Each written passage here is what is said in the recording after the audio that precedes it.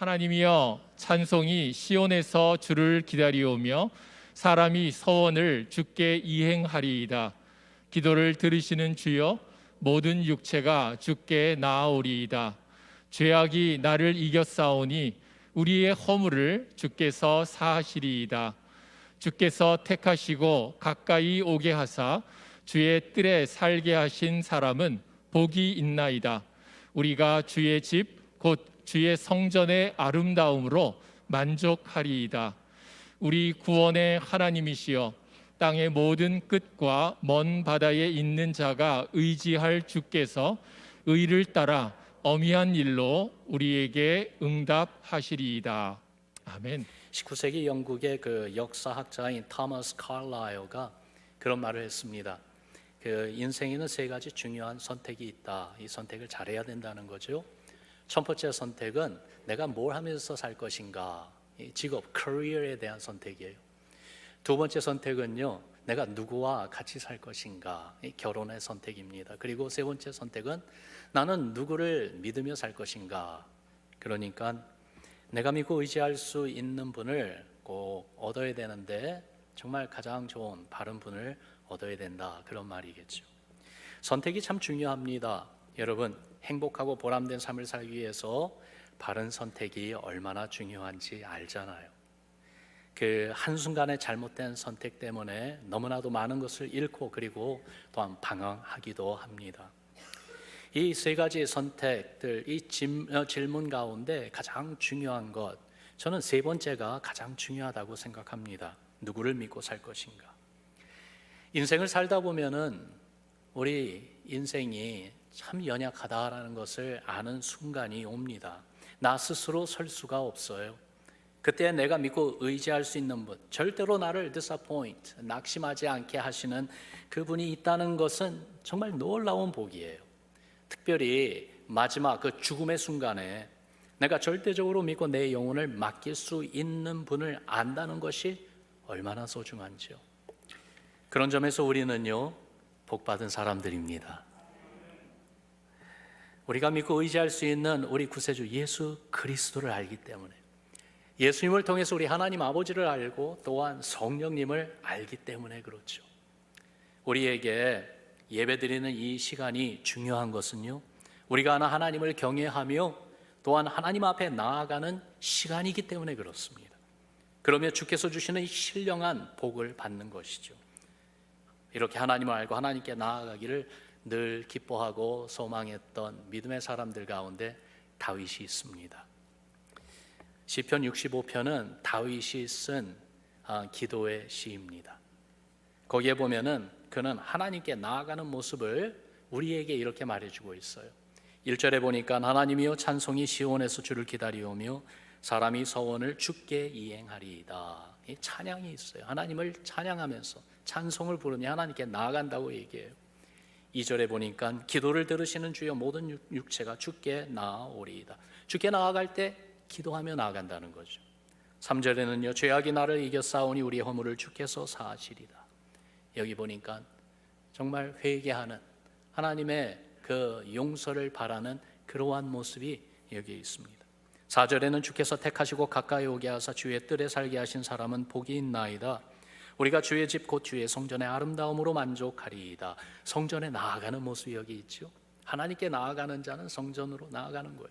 그러면서 5절에 우리 구원의 하나님이시여, 땅의 모든 끝과 먼 바다에 있는 자가 의지할 주께서 의를 따라 어미하신 일로 우리에게 응답하시리이다. 하나님께 나아갈 때 하나님이 응답하신다는 그 확신을 가지고 나아간다는 그 말씀이에요. 그래서 하나님께 나아가는 그 모습 가운데 보니까 찬송이 있고 기도가 있고 회개가 있고, 더욱이 나아가 정말 주님이 우리의 간구와 우리가 주님께 드리는 이 예배에 응답하신다는 그 확신을 가지고 성전으로 나아가는 이 모습들이 있는데, 여러분 이 내용들 생각해 보면은 이것들은 다 성도가 가져야 할 기본적인 신앙의 모습 아니겠습니까? 이 가운데 특별히 오늘은요, 저희가 그 4절에 있는 말씀을 좀 주목해서 보기를 원합니다. 우리 4절 말씀 같이 읽습니다. 시작. 주께서 택하시고 가까이 오게 하사 주의 뜰에 살게 하신 사람은 복이 있나이다. 우리가 주의 집 곧 주의 성전의 아름다움으로 만족하리이다. 아멘. 4절은요, 하나님께 나오는 성도에게 어떤 복이 있는지 말씀을 해주고 있습니다. 세 가지를 우리가 찾게 되는데, 첫 번째는 택함 받은 복이 있다고 말씀합니다. 여러분 따라합시다. 택함 받은 복. 여기서 그러잖아요. 주께서 택하시고. 여러분, 주님이 우리를 택하셨다는 것이 얼마나 놀라운 복인지 알아야 됩니다. 이사야 43장에 보니까 내가 너를 구속하였고 내가 너를 지명하여 불렀나니 너는 내 것이라. 이스라엘을 향한 하나님의 선언이셨어요. 하나님이 택한 자들, 그저 그들을 선택한 것으로만 끝나지 않았어요. 하나님이 택하셨기 때문에 그들을 구원하셨어요.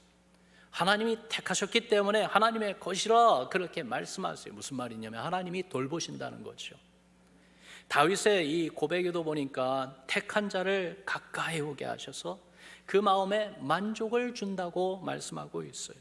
어떤 만족일까요? 하나님이 택하셨을 때 그 택한 자에게 그 택함을 받은 그 복을 누리게 하신데 그 가운데 이 만족이 있다고 그랬어요. 어떤 만족이요? 요한복음 10장에 보니까 예수님 말씀에 이런 말씀을 하세요. 도둑이 오는 것은 도둑질하고 죽이고 멸망시키려는 것뿐이요 내가 온 것은 양으로 생명을 얻게 하고 더 풍성히 얻게 하려는 것이라. 예수님이 우리를 택하시면은 생명을 얻게 해주시고요 그 생명을 더 풍성히 얻게 하신다는 말씀입니다. 그저 멸망에서 구원으로 옮겨주시는 것뿐만이 아니라 구원받아 얻은 그 생명, 그 생명의 풍성함, 그렇게 만족함, 행복함을 맛보게 해주신다는 말씀이죠. 성경 말씀 가운데 정말 신비로운 그러한 부분들이 많이 있는데요, 그 가운데 대표적인 것이 저는 에베소서 1장이라고 봅니다. 인간의 지혜로는 도저히 상상하지도 못하는 놀라운 하나님의 비밀을 거기 기록하고 있어요. 1장 3절에 이렇게 시작해요. 하나님을 찬송한다고요. 찬송하리로다 하나님 곧 우리 주 예수 그리스도의 아버지께서 그리스도 안에서 하늘에 속한 모든 신령한 복을 우리에게 주셨다 그럽니다. 우리에게 모든 신령한 복, 하늘에 속한 거예요. 땅에 있는 복들이 아니에요. 하늘에 속한 신령한 영적인 복을 예수 그리스도 안에 있는 우리에게 주셨다고 하면서 4절부터 그 하나님이 주시는 복이 무엇인지 나열해 가기 시작하는데, 첫 번째 단추가 무엇인가? 4절에 이렇게 말합니다. 곧 창세전에 그리스도 안에서 우리를 택하사. 창세전에, 모든 것이 존재하기 전에 홀로 하나님만 계셨을 그때의 영원전에 하나님이 우리를 택하셨다는 거예요. 얼마나 놀랍습니까? 이것이 그저 하나님이 우리를 선택하셨다, 그것으로 끝난 게 아니에요. 이것이 시작이라는 거예요. 거기서부터 첫 단추가 끼워지면서 그 다음 하나님이 주시는 복이 계속 나오기를 시작하는데, 그래서 거기 말씀하기를 우리로 사랑 안에서 그 앞에 거룩하고 흠이 없게 하시려고 그 기쁘신 뜻대로 우리를 예정하사 예수 그리스도로 말미암아 자기의 아들들이 되게 하셨다 그럽니다. 그러면서 그 다음 6절, 7절 계속해서 13절까지 우리에게 주신 복을 말씀해 주고 계세요. 여러분 보세요. 하나님이 택하시고 예정하시고 하나님의 자녀가 되게 하셨다는 겁니다. 이렇게 주님 앞에 나오는 성도에게 택함 받은 복이 있음을 깨달아 알게 하시고, 그래서 이것을 알고 느낄 때의 큰 감격과 기쁨을 맛보게 해주신다는 말씀이죠. 여러분, 주님께 나오는 자에게 주시는 택함 받은 복이 우리 모두에게 있음을 느끼고 체험하는 기쁨이 있기를 주의 이름으로 축원합니다. 주님이 우리를 택하셨습니다. 여러분을 택하셨습니다. 세상의 수많은 인생들 가운데 하나님의 마음이, 하나님의 눈길이 여러분들을 보시고 한 분 한 분 예수의 이름으로, 예수의 보혈로 택하셨습니다. 택함 받은 복을 누리는 우리 교회 되기를 주의 이름으로 축원합니다. 그러면서 택함 받은 복을 누리기 시작하니까 우리가 보는 이 4절에서도요, 택함 받은 복으로 끝나지 않고 그 다음으로 연결이 되잖아요. 두 번째, 주 앞에 나오는 자가 누리는 복이요, 주의 뜰에 사는 복을 맛보게 하십니다. 따라합시다. 주의 뜰에 사는 복. 주의 뜰. 여러분, 뒷뜰 하면은 우리에게 오는 어떤 감이 있습니다. 아름다운 초목과 꽃들, 평화로운 풀밭으로 꾸며진 작은 공간이요. 어떻게 보면 쉼의 공간이고 교제의 공간이지요. 큰 오픈 스페이스, 광장을 이야기하는 것이 아니에요. 험악한 열악한 그러한 광야를 가리키는 게 아니죠. 주님이 계셔서, 주의 뜻이라는 말은 주님이 계셔서 우리를 퍼스널하게 만나주시는 공간이, 그 뜰 안으로 초대받아 살게 해 주신다는 것인데, 이 말은 무슨 말이냐면 주님과 친밀한 관계를 갖게 하신다는 것입니다. 여러분, 잠시 한번 생각해 봅시다. 그 로열 패밀리, 그러니까 왕의 가문 한번 생각해 봅시다. 우리 한국 민족 가운데 성씨 중에 김씨가 가장 많고 이씨가 많다고 그러죠. 그런데 보면은 고대 왕국으로 올라가면은 김씨가 왕족이었고 이씨도 왕족이었어요. 그래서 이래저래 우리는 왕의 후손들이다 그렇게 얘기할 수도 있는지 모르겠어요. 왕실 안에 많은 사람들이 있다고 볼 수 있는데, 그러나 여러분, 이 많은 사람들이 모두가 다 왕과 친근한 것은 아니죠. 왕실 안에서 공적으로 일을 맡아하는 사람들이 많을 것입니다. 여러 가지 이유로 많은 사람들이 왕의 곁에 있습니다. 그러나 왕의 곁에서 친밀함을 느끼는 사람은 극히 소수입니다. 정말로 왕의 측근은 그리 많지 않습니다. 마음과 생각을 나누며 왕과 친근한 사람, 친밀함을 함께 나누는 그러한 사람은 극히 소수라 이 말이에요. 4절이 바로 그런 내용을 우리에게 얘기를 해주고 있어요. 4절을 다시 봅시다. 주께서 택하시고 가까이 오게 하사 주의 뜰에 살게 하신 사람은 복이 있나이다.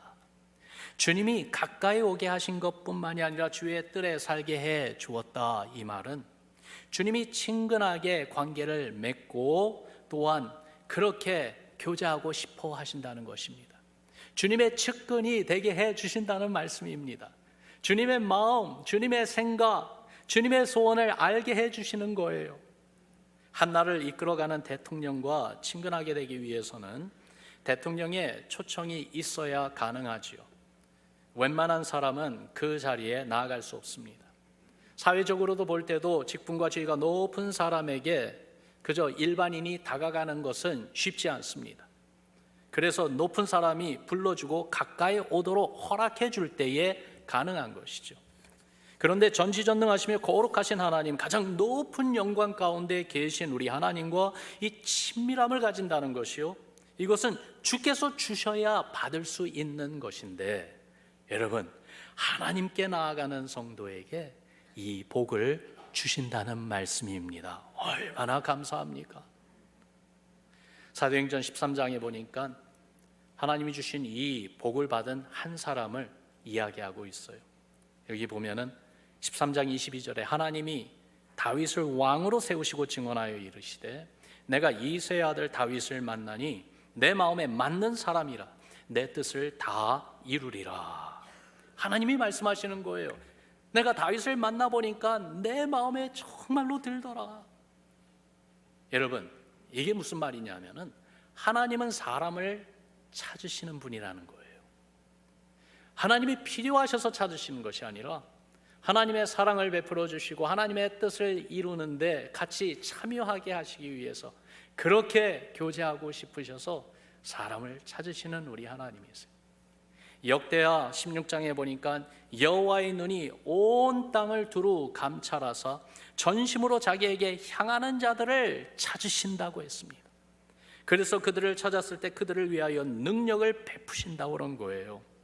이렇게 하나님이 지면에 사는 많은 인생들을 두루 보시면서 정말 사람을 찾고 계셨는데, 하나님께서 다윗을 만나셨을 때에 그의 마음을 살피시고 하나님을 향한 그의 열정을 보셨을 때에 내 마음에 맞는 사람이다, 그렇게 기뻐하시며 인정해 주신 것입니다.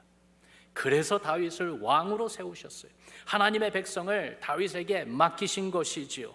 다윗이 하나님의 뜻을 다 이루며 백성을 섬기게 하셨습니다. 그렇다면 하나님이 다윗에게서 보신 것이 무엇일까요?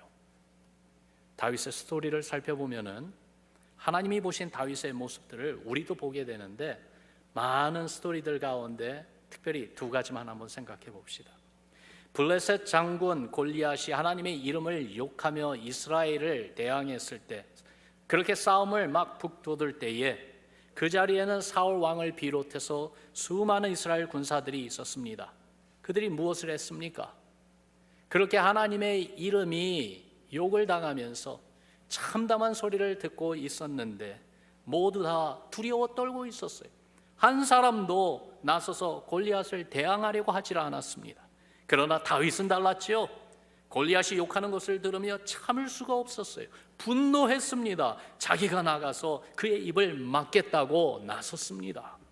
여러분, 이런 마음이 우리에게 있습니까? 우리가 사는 이 시대도 세상에 골리앗들이 참 많습니다. 여러분, 한번 들어보세요. 하나님에 대해서 뭐라고 하고 있는가? 정말 하나님의 마음을 기쁘게 해드린 그러한 소리인지, 아니면 하나님을 대적하는 참담한 그러한 소리들인지요. 세상에 골리앗들이 정말로 많아요. 그들 앞에서 다윗과 같이 하나님을 향한 열정으로 믿음의 용기로 나설 때에 주님이 기뻐하지 않으실까요? 다윗이 이스라엘의 왕이 되어서요, 예루살렘을 차지한 후에 그가 가장 먼저 했던 것이 무엇인지 생각해 보면은 다윗의 마음을 또한 엿볼 수가 있어요. 그가 정말 12지파 모든 이스라엘의 왕으로 추대받고, 그래서 예루살렘을 차지하고 있어 다윗성을 세워 살 때에 가장 먼저 한 것은 하나님의 법궤를 자기가 사는 다윗성으로 옮겨온 것이었습니다. 사울 왕은 하나님 법궤에 대한 관심이 없었어요. 그러나 다윗은 하나님의 법궤가 자기가 사는 성에 있기를 원했어요. 왜냐하면 하나님이 이스라엘의 참된 왕이심을 선포하고 싶었던 것이죠. 하나님의 임재와 그리고 언약을 가리키는 이 법궤가 가까이 있어서 늘 주님 앞에 나아가 엎드려 경배하며 기도하며 하나님의 지혜를 간구하며 그 백성을 주의 뜻대로 섬기고 싶었던 것입니다. 그래서 하나님의 법궤를 자기가 사는 곳으로 옮겨오는 것이 첫 번째 프로젝트였었어요. 하나님의 법궤가 다윗성으로 올 때 다윗이 어떻게 했는지 기억하시죠? 사무엘하 6장 14절에 보니까 다윗이 여호와 앞에서 힘을 다하여 춤을 추는데 그때 다윗이 배에 에봇을 입었더라, 그렇게 기록하고 있습니다. 힘을 다해서 춤을 췄다고 했습니다. 너무 기뻐서 뛰놀며 춤춘 것입니다. 많은 사람들이 보고 있었어요. 그 가운데는 다윗과 함께 기뻐했던 사람들도 있었겠지만은, 그러나 오히려 다윗을 비난하고 그리고 비판하는 사람들도 많았을 것입니다. 그들은 아마도 이렇게 생각했을 거예요. 방탕한 자가 염치 없이 자기 몸을 드러내는 것처럼 왕이 존엄을 깎아내리는 천한 모습을 보이는구나. 그 계집종들 앞에서 자기의 살결을 보이며 저게 왕이 할 짓인가 하면서 그렇게 비난하는 소리들이 있었어요. 그러나 다윗의 생각은 달랐습니다. 그러한 소리를 직접 들었는데도 다윗은 이렇게 말했습니다. 내가 이보다 더 낮아져서 스스로 천하게 보일지라도 나는 여호와 앞에서 뛰놀리라. 나는 여호와 앞에서 뛰놀리라. 이게 바로 다윗의 마음이었지요. 하나님 마음에 드는 다윗이요, 하나님의 영광, 하나님만을 기뻐하는 신앙, 그래서 하나님만을 온전히 섬기고 싶어하던 그 다윗이 주의 마음에 쏙 들어서 주의 백성 이스라엘을 다스리는 왕으로 삼으셨다는 것입니다. 그가 왕이 되어 하나님의 뜻을 다 이루게 하셨다는 것이에요. 그 하나님 뜻에는 심지어 이 내용까지 있었어요. 오실 메시아, 참된 왕 중의 왕, 주 중의 주 되신 예수 그리스도를 가리키는 예표가 되게 하셨습니다. 다윗은 이렇게 하나님과 친밀한 사람이었어요. 하나님과 친밀하기를 참 소원했어요. 그것을 엿볼 수 있는 또 하나 정말로 좋은 증거가 시편에 나와 있는 다윗의 시들 아닙니까? 얼마나 많이 그가 거기에 기록한 시편에 들어 있습니까? 여러분, 우리도 다윗처럼 우리 주님과 친밀함을 누리는 성도 되기를 주의 이름으로 축원합니다. 주께서 여러분을 항상 주님이 계신 곳으로 인도해 주시고 주님과 교제 나누게 해 주시기를 축원합니다. 우리의 마음이 주님과 늘 친밀함으로써 주의 이름의 그 영광, 또한 주님의 그 능력을 나타내며 오직 우리 주 예수 그리스도만을 자랑하고자 하는 열정이 뜨거워지기를 바랍니다. 주님을 예배하며 찬양할 때에 다윗이 기쁨으로 뛰놀며 춤춘 것처럼 우리 영혼이 그렇게 기쁨과 감격으로 가득하고 넘치기를 주의 이름으로 축원합니다. 하나님께 나아가는 성도에게는요, 택함 받은 복을 누리게 하신다고 했어요.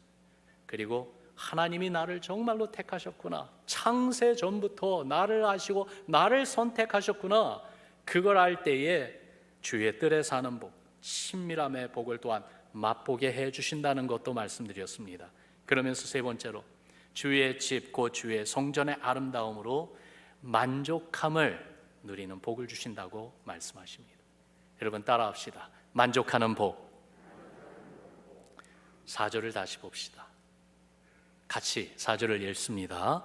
주께서 택하시고 가까이 오게 하사 주의 뜰에 살게 하신 사람은 복이 있나이다. 우리가 주의 집 곧 주의 성전의 아름다움으로 만족하리이다. 아멘. 주의 집 곧 주의 성전. 여러분, 집은 친근함을 느낄 수 있고 편안한 곳이잖아요. 그런데 성전은 또한 거룩한 곳이에요. 주의 집 곧 주의 성전은 그런 곳이라는 것이죠.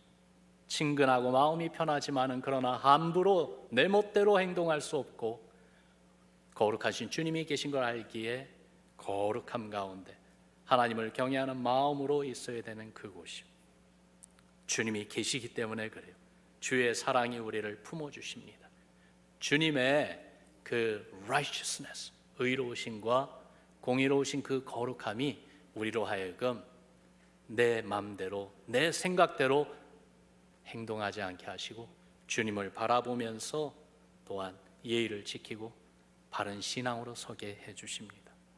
그런데요, 이렇게 주님이 계시기에 그 주님의 아름다움이 가득한 곳이 바로 주의 집 곧 주의 성전인데요, 그것을 보며 또한 만족하게 하신다고 말씀하고 있어요. 여러분, 이 만족이라는 단어를 한번 생각해 봅니다. 생각해 볼수록 이 만족이라는 것은 우리 신앙생활에 없어서는 안 되는 너무나도 중요한 모습이에요. 예수님을 믿기에 늘 만족하고 그래서 기뻐하고 감사하고 행복할 때 이것이 얼마나 좋은 간증이 되겠습니까? 그렇지 않습니까? 예수님을 믿으면서 만족해야 됩니다. 예수님을 믿는데도 늘 만족하지 못하고 불평하고 원망하면 안 되잖아요. 이런 말이 있어요. 기쁨은 은혜의 시그니처이다. 여러분, 목양 칼럼의 그 글을 함께 나눴는데요, 기쁨이라는 것은 하나님이 우리에게 은혜를 주셨다는 그러한 가장 확실하게 보여주는 모습이라는 거예요. 주님의 은혜를 깨닫는 것이 기쁨입니다. 여러분들 아시는 것처럼 저희 가정에 두 딸이 있습니다. 첫 아이가 태어났을 때 이름을 은혜라는 뜻을 가진 이름을 지어줬습니다. 영어로 charis, 그 이름을 주었어요. 둘째 아이가 태어났을 때에 둘째 아이에게는 기쁨이라는 이름을 지어줬습니다. 영어로 캐라입니다. 수년이 지나고 나서 아이들과 이름에 대해서 같이 이야기를 나눌 때가 있었는데 기쁨이란 이 뜻을 어원적으로 한번 찾아보았습니다. 원래 그 기쁨, 캐라라는 그 말이 성경 헬라어거든요. 그 뜻을 찾아보니까 기쁨이라는 뜻은 어떤 뜻인가? 은혜를 깨닫는 것이다, 그렇게 나와 있더라고요. 너무나도 의미로웠어요. 은혜를 깨닫는 그 순간 누리고 체험하는 것이 기쁨이잖아요. 여러분, 시그니처리 얼마나 중요합니까? 우리가 체크를 썼을 때 거기에 사인을 하면은 거기에 기록된 액수가 그 youthfulness, 그 유효성을 발휘하죠. 컨트랙을 맺은 것도 사인을 하고 나면은 컨트랙에 있는 내용이 그대로 힘을 발휘합니다. 마찬가지로 하나님이 우리에게 주신 은혜, 구원의 은혜, 그리고 놀라운 변함없는 그 십자가의 은혜, 이 은혜가 어떻게 그 힘을 발휘하는가? 성도의 기쁨을 통해서 하나님의 기쁨이 드러날 때 바로 나타난다는 것. 그러므로 기뻐하는 삶, 만족으로 가득한 삶이 얼마나 아름다운지요. 왜냐하면 하나님의 은혜가 충만하기 때문에. 이스라엘이 애굽 노예 생활에서 나왔지만은 그들은 불행했습니다. 만족하지 않았습니다. 불평하고 원망했습니다. 안타까운 것은 그들을 사랑하시는 하나님이 늘 당신의 선하심으로 함께 해 주셨건만 그러나 만족하지 못했습니다. 왜 그랬습니까? 하나님 바라보지 않고 상황과 환경 바라보고 사람 바라보고 의지했기 때문 아닙니까? 생각해 보면은요, 하나님 외에는 우리에게 참된 만족을 줄 수 있는 사람은 없습니다. 우리의 마음에 정말로 참된 만족으로 줄 수 있는 것은 이 세상에 하나도 없습니다. 진정한 만족, 오직 하나님만이 주실 수 있는 거예요. 전도서 5장에 그래서 전도자가 이렇게 말하지 않습니까? 은을 사랑하는 자는 은으로 만족하지 못하고 풍요를 사랑하는 자는 소득으로 만족하지 아니하나니 이것도 헛되다. 여러분, 이 하나님의 말씀 우리가 들어야 됩니다. 이 하나님의 말씀 우리가 꼭 마음에 간직해야지만이 돼요. 사람의 생각으로만 살아갈 때는요, 좀 더 많이, 좀 더 좋은 것을 갖게 되면 만족할 것 같기 때문에 그것들을 추구합니다. 그러나 실제로는 허망된 생각이라는 거예요. 우리에게 참된 만족 줄 수 있는 분 오직 한 분, 하나님밖에 없습니다. 그래서 시편 23편에 다윗이 그렇게 고백하잖아요. 23편은 그의 인생 말년에 자기가 살아온 인생을 돌아보며 하나님께 고백한 시입니다. 1절 말씀 우리가 너무나도 잘 아는데 함께 우리도 고백합시다. 여호와는 나의 목자시니 내게 부족함이 없으리로다. 오직 여호와 하나님만으로 만족한다는 것이에요. 그의 인생 걸어온 그 길을 돌아보니까 사망의 음침한 골짜기를 걸었던 순간순간들이 있었어요. 원수의 목전 앞에 있었던 순간들이 얼마나 많았는지요. 그런데도 어떠한 상황과 환경 가운데서도 만족할 수 있는 것은 주님이 함께 해 주시기 때문이라고 그랬어요. 바울도 그랬습니다. 예수님 알고 싶어서 그가 성취한 모든 것을 다 배설물로 여긴다고 했어요. 그러니까 오직 예수님만으로만 만족하고 싶다는 이야기죠. 예수님의 십자가와 부활을 더욱 알고 참여하고 싶어 했어요. 이것이 만족함을 누리는 신앙의 비결입니다. 예수님만 더욱 알고 싶어 하고 예수님만으로 더욱 가득할 때 우리의 마음, 우리의 삶에 만족으로 가득할 줄을 믿습니다. 여러분, 요즘 어떠세요? 만족하세요? 신앙생활, 일상생활에 정말 늘 만족함이 있습니까? 신앙이 깊어지기를 원하십니까? 주님과 가까워지기를 소원하고 힘써 보세요. 교회를 얼마나 다녔는가, 신앙생활을 얼마나 했는가, 얼마나 많은 그러한 교회 일에 참여하고 있는가, 이것이 신앙 깊이를 정하지 않습니다. 주님과 얼마나 가까운가로 정해지는 것이 우리 신앙의 깊이입니다. 왜냐하면 주님과 가까워질수록에 우리의 만족도는 더욱더 올라가기 때문에 그렇습니다. 여러분, 우리가 주님 안에서 늘 만족하기를 원하는데 주님만으로 만족하는 그 지경이 하박국 선지자가 말하는 그 지경까지 갔으면 좋겠습니다. 하박국 선지자는 3장에 이런 말을 합니다. 비록 무화과 나무가 무성하지 못하며 포도나무에 열매가 없으며 감람나무에 소출이 없으며 밭에 먹을 것이 없으며 우리의 양이 없으며 외양간에 소가 없을지라도 나는 여호와로 말미암아 즐거워하며 나의 구원의 하나님으로 말미암아 기뻐하리로다. 주 여호와는 나의 힘이시라. 나의 발을 사슴과 같이 갖게 하사 나를 나의 높은 곳으로 다니게 하시리로다. 여러분, 이 고백을 들어보세요. 내가 이것도 없고 저것도 없고 가진 것이 없고 그것만이 아니라 정말 이런 일도 안 되고 저런 일도 정말 다 안 되고 실패하고 그래서 아무것도 없다 할지라도 나는 하나님으로 즐거워하고 나의 구원의 하나님으로 말미암아 기뻐하겠노라. 여러분, 진심으로 하나님께 나오는 성도, 그렇게 오직 주님만을 바라보며 나오는 것 아닙니까? 그리고 이러한 성도에게는 누구도 빼앗아갈 수 없는 만족과 기쁨이 그 안에 있는 것이죠. 하나님이 주시는 신령한 복이 주님께 나오는 자들에게 있기 때문입니다. 여러분, 신령한 복 3가지 말씀드렸어요. 한번 정리해 봅시다. 첫 번째 무엇이었어요? 택함 받은 복이에요. 두 번째 무엇입니까? 주의 뜰에 사는 복, 다시 말해서 친밀함의 복입니다. 세 번째 무엇이었어요? 만족의 복이에요. 벌써 주님 앞에 나와 예배드리는 우리들에게 이 복을 주셨어요. 문제는 우리가 그것을 누리지를 않고 있어요. 아니, 누리지를 못하고 있어요. 왜 그렇습니까? 무엇이 방해를 합니까? 하나님께 나오고 싶은 마음이 있는데도 정말 fully 주님 앞에 나오지 못하도록 자꾸 뭔가 우리를 붙잡는 것이 있어요. 그것이 무엇입니까? 바로 죄입니다. 그래서 4절 말씀이 있기 전에 3절에 다윗은 그 죄에 대한 이야기를 이렇게 하죠. 죄악이 나를 이겼사오니 우리의 허물을 주께서 사하시리이다. 죄악이 나를 이겼다고 그래요. 내가 죄를 이겨낸 것이 아니라 죄악이 나를 이겨버렸어요. 그래서 죄를 지은 거예요. 하나님 앞에 부끄럽고 그리고 허물 많은 인생이 되었어요. 여러분, 죄는 하나님과 우리 사이를 갈라놓습니다.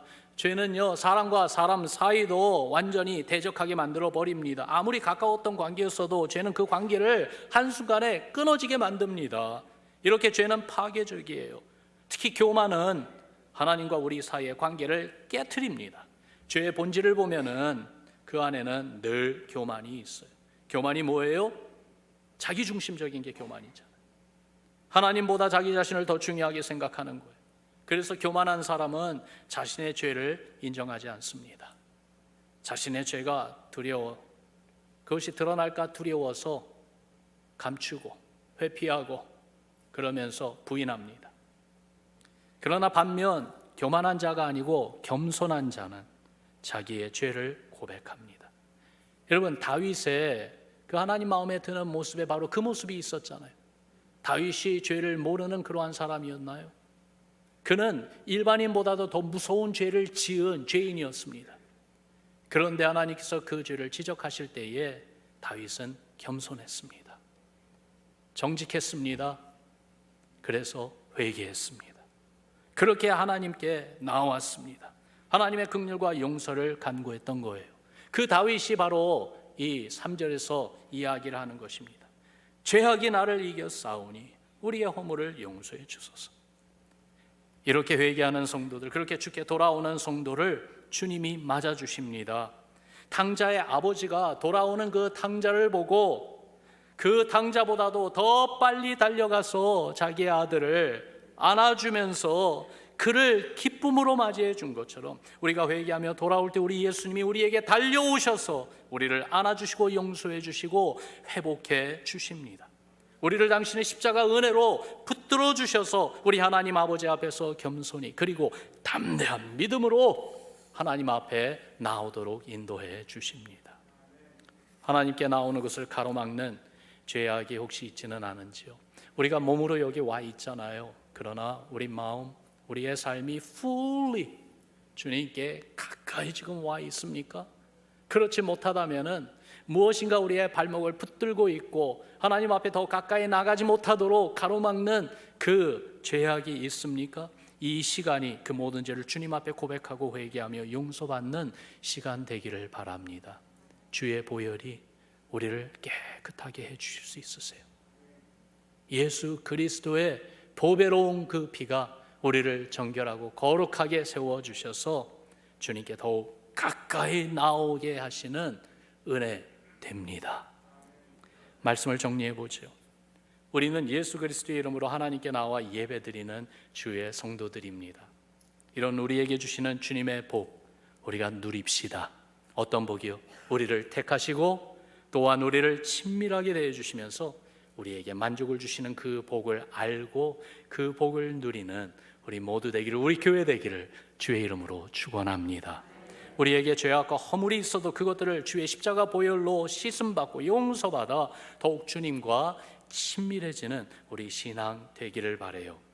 주님이 주시는 이 복을 누리면서 그래서 주의 은혜와 주님의 기쁨이 풍성하여 우리로부터 흘러넘쳐서 많은 이들에게 전해지는, 흘러가는 우리 교회, 우리 신앙 되기를 간절히 소망합니다. 여러분, 그게 부흥입니다. 그게 부흥입니다. 우리를 다시 살아나게 하시고 우리를 다시 일으켜 주시고 우리만이 아니라 우리의 베푸신 은혜가 흘러가 하나님의 영광을 드러내게 만드는 것, 그게 부흥입니다.